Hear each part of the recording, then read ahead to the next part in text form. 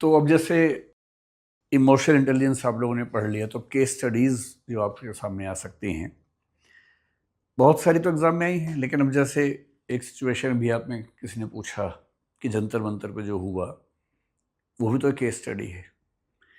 क्या पता अगले साल एग्ज़ाम में पूछ लें आपसे कि जंतर मंतर वाले सिचुएशन को कैसे हैंडल करेंगे आप, अगर होती है तो अगर थोड़ा सा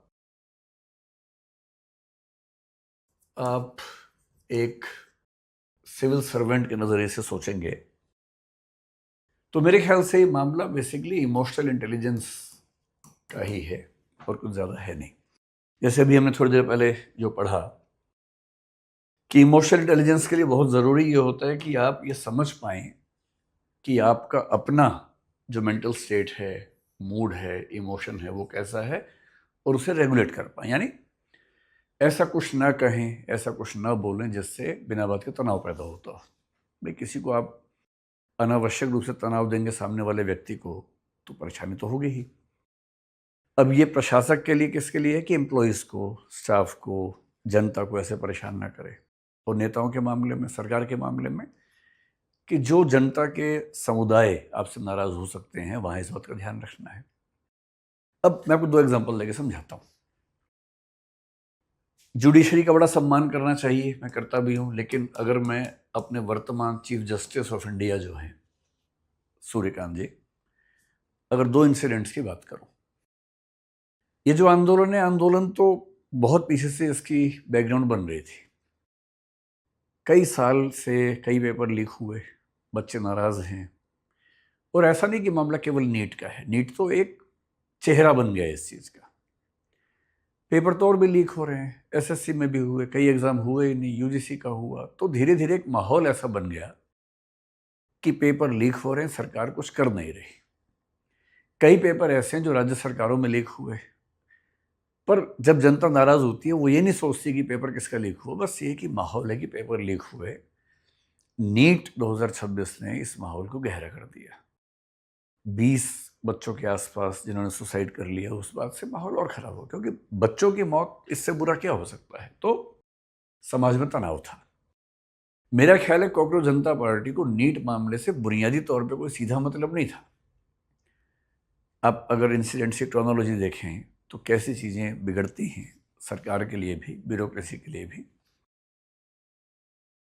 1.5-2 महीने पहले चीफ जस्टिस ऑफ इंडिया ने एक किसी व्यक्ति ने कोई पिटीशन डाली और उसको लगभग झिड़कते हुए ये कहा कि बहुत सारे ऐसे युवा हैं जो अनएम्प्लॉयड हैं, मतलब अनक्वालिफाइड हैं, अयोग्य किस्म के हैं, और क्योंकि उनके पास कोई एम्प्लॉयमेंट के लायक कुछ है नहीं, इसलिए वो क्या बन जाते हैं, एक्टिविस्ट बन जाते हैं, सोशल मीडिया करने लगते हैं, मीडिया करने लगते हैं। और साथ में कहा कि वो लोग पैरासाइट्स हैं या कॉकरोचेस हैं। अब ये स्टेटमेंट अगर ना होती तो कॉकरोच जनता पार्टी भी ना होती। और इसका मतलब ये हुआ कि एक बहुत ऊंचे पद पर बैठे हुए व्यक्ति के मुंह से निकला एक वाक्य कितना भारी पड़ सकता है। आप लोग कल को सिविल सर्वेंट्स बनेंगे, आईएएस बनेंगे, कलेक्टर बनेंगे, एसपी बनेंगे। ध्यान रखना है, सबसे ज़रूरी है अपना वाक संयम, अपनी अभिव्यक्ति पर कंट्रोल करना। उन्होंने कह दिया कॉकरोच, जनता नाराज़ हुई। जेन ज़ी में सोशल मीडिया पर बहुत सारी चीज़ें चलने लगी कि कॉकरोच कहा, कॉकरोच कहा। उसके बाद कोई ये नहीं देखता कि एग्जैक्ट स्टेटमेंट क्या थी। यह आप भी ध्यान रखिएगा, आपने एग्जैक्टली क्या कहा कोई नहीं देखेगा, उसमें से केवल एक शब्द या आधा वाक्य निकलेगा। अगर आपने पूरी बात कुल मिला के ऐसी कही हो जो अपने आप में दिक्कत की नहीं है, तब भी अगर उसमें कोई हिस्सा है तो दिक्कत का हिस्सा बनेगा। वो बात फैल गई, पॉपुलर हो गई, और तब अचानक एक लड़के ने, अभिजीत दीपके ने, अमेरिका में कहा कि अगर ऐसा हो कि सब कॉकरोच इकट्ठे हो जाएं, पेज बनाया, जितनी कल्पना किसी ने नहीं की होगी, शायद कितने 2-2.25 करोड़ लोगों ने उसको फॉलो कर लिया। इतनी बड़ी पार्टी बन गई। जब इतनी बड़ी पार्टी बन गई तो उनको लगा क्यों ना हम एक आंदोलन करें। और पिछले 12 साल से सरकार है, कोई ऐसा बड़ा आंदोलन, किसान आंदोलन छोड़ दें अगर, तो सफल तो नहीं हुआ था और बहुत दिनों से कसमसाहट लोगों में थी, मौका ढूंढ ही रहे थे। तो नीट का पेपर लीक होना, कुछ बच्चों का सुसाइड करना, एक ऐसा आधार मिल गया जिसने बहुत सारी बेचैनियों को इकट्ठा कर दिया। इसलिए अगर आप सोचते हैं कि जंतर मंतर पे केवल नीट वाले बच्चे आएंगे, ऐसा नहीं है, उसमें तो हर तरह के लोग आएंगे। इस आंदोलन के जो 3-4 नेता हैं उनमें से कौन नीट वाला है? कोई नहीं है। वो तो जो समाज में बहुत लोग अलग अलग वजहों से नाराज हैं, उन सबकी नाराजगी को एक मंच मिलने वाली बात है। और इसकी शुरुआत कहाँ से हो रही है? एक ऐसे कथन से जिससे बचा जा सकता था। मैं सोचता हूं कि अगर एक ऐसा कथन उनके देने से इतनी बड़ी पार्टी बन गई नाराजगी में, तो उन्हें बहुत केयरफुल हो जाना चाहिए था कि ऐसी गलती फिर ना हो। पर कल मैंने फिर एक स्टेटमेंट सुनी है कि जो जंतर मंतर पे पुलिस की हिंसा हुई और उसके बाद एक पिटीशन वहां पर हुई कि पुलिस को रोका जाए, उसकी जांच की जाए, ऐसी कुछ पिटीशन हुई। अब मान लीजिए कि सुप्रीम कोर्ट में चीफ जस्टिस की अपनी बेंच थी, 3 जजेस की शायद थी बेंच। मान लीजिए उनको यही कहना था कि भाई इस मामले को हाई कोर्ट में ले जाओ, सुप्रीम कोर्ट में मत लेके आओ। ठीक है, प्रोसीजरल ऐसा मामला हो सकता है कि इसको हम नहीं देखेंगे, हाई कोर्ट देखेगा, और हाई कोर्ट की बिल्डिंग में पड़ोस में ही वहीं चले जाओ। पर यह बात कहने के कई तरीके हो सकते थे। एक तरीका क्या हो सकता था कि your petition seems to be logical, आपकी बात ठीक लग रही है, लेकिन इसके लिए सही मंच जो है वो दिल्ली हाई कोर्ट है, न कि हम हैं। इतना कहने से शायद कोई नाराज ना होता, पर कथन क्या आया? डोंट वेस्ट आवर टाइम, हमारा समय मत खराब करो। बेशक पूरी स्टेटमेंट ये है कि don't waste your time, don't waste our time, your time is more precious than ours. पूरी स्टेटमेंट भले ये रही हो, पर ऐसे नाजुक मौके पे जब पूरा देश बेचैन है, जब मतलब बच्चों की पढ़ाई के विजुअल्स पूरे देश ने देखे हैं और देश के अंदर ही अंदर सरकार को लेकर, शासन को लेकर नाराजगी है, उस समय सीजीआई का फिर से कहना डोंट वेस्ट आवर टाइम, यानी बच्चों पर जो लाठीचार्ज हुआ, हिंसा हुई, उस पर बात करना, उसका वीडियो देखने की बात करना, वो आपको लगता है कि टाइम की वेस्टेज है? बेशक लगता हो, पर कहने का भाव क्या होना चाहिए था? सबसे अच्छा क्या होता है कि आपको स्टेप लेते या स्टेप लेते हुए दिखते कि उन बच्चों को एक भरोसा जगता कि हाँ, अगर सरकार नहीं सुन रही है तो कम से कम सुप्रीम कोर्ट सुन रहा है। नहीं संभव था तो प्यार से बोलना था कि भाई हाई कोर्ट चले जाओ और वहां आपका जो भी पिटीशन है सुनवाई हो जाएगी। वो भी नहीं करना था तो कम से कम खराब तो नहीं बोलना था ना। ये बोलना कि डोंट वेस्ट आवर टाइम, इसका मतलब है कि आप जो पहले से नाराज है उसको और नाराज करने का मौका बना रहे हैं, परिस्थिति बना रहे हैं। तो ये इमोशनल इंटेलिजेंस की कमी का मामला है कि अपने इमोशंस को ठीक से न समझ पाना, ठीक से रेगुलेट ना कर पाना, ऐसी बात बोल देना जिस बात से इमोशनल रिएक्शन बहुत खराब हो सकती है। और सरकार के फ्रंट पे क्या है? सरकार के फ्रंट पे ये है कि सरकार की एक जिम्मेदारी है कि मतलब जैसे हमारे लेवल पे होता है कि मैं दूसरे व्यक्ति के इमोशंस को भी समझ सकूं, मनस्थिति को, मूड को समझ सकूं, और ऐसी कोई हरकत ना करूं, ऐसी कोई बात ना कहूं जिससे उसको बिना बात के परेशानी बढ़े, तनाव बढ़े। ध्यान रखना पड़ता है। प्रशासन में क्या करना होता है? जनता के लिए। सरकार में क्या करना होता है? जनता के लिए। या जो प्रेशर ग्रुप्स हैं, इंटरेस्ट ग्रुप्स हैं, उनको लेकर हम कुछ ऐसा न कर बैठे, उनकी मनस्थिति को पहले ही समझ लें। यहाँ सरकार से जो गलतियां हुई, पहली बात तो सरकार सही समय पर भांप नहीं पाई कि नाराजगी या बेचैनी का स्तर क्या है। हम ही नहीं भांप पाए। हम तो खैर, हमारे पास इतना तंत्र नहीं है कि आईबी हमारे पास हो, सब चीज़ें हमारे पास हो, लेकिन मेरा भी ख्याल था कि शायद बहुत होगा तो क्या 2-4-5 हज़ार लोग आ जाएंगे। सरकार के पास तो आईबी है, सरकार के पास तो और भी तरीके हैं जानने के। सरकार भी नहीं भांप पाई कि नाराजगी इतनी ज्यादा है कि शायद लाखों की संख्या इकट्ठी हो जाएगी। और जब एक मूवमेंट शुरू होता है तो उसके बाद जितने लोग नाराज हैं किसी किसी वजह से, ये विपक्ष के दल, वो सब उसके अंदर शामिल हो ही जाते हैं। ये तो हमेशा होता है, चाहे इस सरकार के खिलाफ हो, चाहे पहले की सरकारों के खिलाफ हो, ये तो हमेशा होता है। अब स्थिति क्या है? अब स्थिति ये कि सरकार नाराजगी बच्चों की नहीं समझ पाई, आंदोलन खड़ा हो गया। अब सरकार को करना ये है कि इस स्थिति को रेगुलेट कैसे करे, और रेगुलेट करने का तरीका है कि उनको समझा बुझा के कैसे शांत करे। सरकार ने कोशिश की कि किसी तरह से इस्तीफे वाली बात से मामला हट जाए, जैसे कि सोनम वांगचुक की स्टेटमेंट से ऐसा लगा भी। पर ये बच्चे अड़ गए हैं कि हम तो इस्तीफा लेके मानेंगे। सरकार के सामने दुविधा क्या है? एक तो धर्मेंद्र प्रधान, ये सरकार के लिए बड़े क्रूशियल मिनिस्टर है, तो सरकार हर तरह से कोशिश कर रही है कि इस्तीफा ना देना पड़े। वो ओबीसी का बड़ा चेहरा है, ओडिशा में इतने साल के स्ट्रगल के बाद मुख्यमंत्री इस पार्टी का बना, उसकी बड़ी भूमिका उनके पास रही। वो सब बातें एक तरफ है। शिक्षा मंत्री के तौर पर बाकी मामलों में शायद उनका काम बाकी पहले के मंत्रियों से बेहतर है, वो भी एक पक्ष सरकार के पास हो सकता है। पर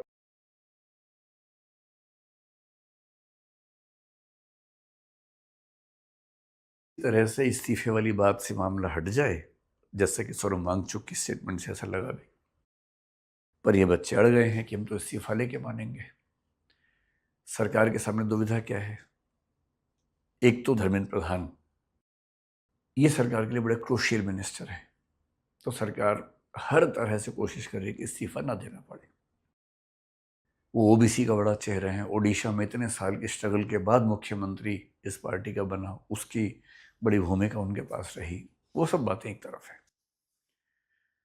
शिक्षा मंत्री के तौर पर बाकी मामलों में शायद उनका काम बाकी पहले के मंत्रियों से बेहतर है, वो भी एक पक्ष सरकार के पास हो सकता है। पर अब सवाल ये रहा नहीं है। ये सवाल तो तब है जब कोई ऐसा मुद्दा ना फंसे। अब तो ये साख की लड़ाई हो गई है, नाक की लड़ाई हो गई है। और जो सरकारें बहुत कॉन्फिडेंस में होती हैं वो आमतौर पर इस्तीफे देती नहीं हैं। पिछले साल मेरे ख्याल से राजनाथ सिंह साहब ने एक स्टेटमेंट दी थी कि यूपीए की सरकार नहीं, एनडीए की सरकार है, यहाँ इस्तीफे नहीं होते मंत्रियों के। ये स्टेटमेंट दी थी उन्होंने।